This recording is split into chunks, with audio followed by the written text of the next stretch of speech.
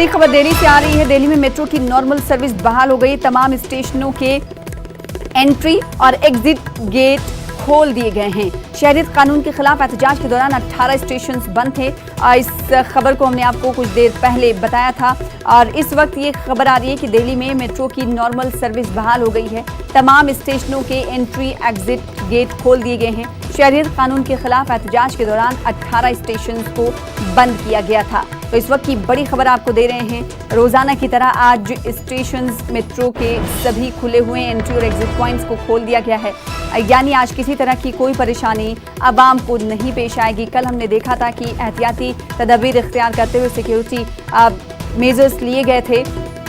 Metro station को कई station पर एग्जिट की इजाज़त नहीं दी गई थी, मेट्रो को रुकने की इजाज़त नहीं दी गई थी और आज ये खबर आ रही है कि तमाम मकामात पर मेट्रो रोजाना की तरह चलेगी। एंट्री और एग्जिट पॉइंट खोल दिए गए हैं। शहरियत कानून के खिलाफ एहतजाज के दौरान 18 स्टेशन बंद थे। और इस बीच दूसरी खबर का रुख कर लेते हैं जो कि दिल्ली से आ रही है।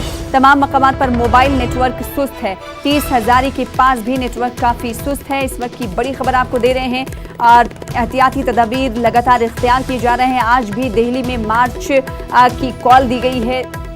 जामा मस्जिद से इंडिया गेट तक ये मार्च किया जाना है। और इस बीच खबर यह है कि चंद्रशेखर आजाद जो कि दलित लीडर हैं, उन्हें हिरासत में ले लिया गया है। और वहीं तमाम मकामात पर मोबाइल नेटवर्क सुस्त है। वहीं कई ऐसे मकामात हैं जहां पर इंटरनेट भी बंद है। 30,000 के पास भी नेटवर्क काफ़ी सुस्त दिखाई दे रहा है।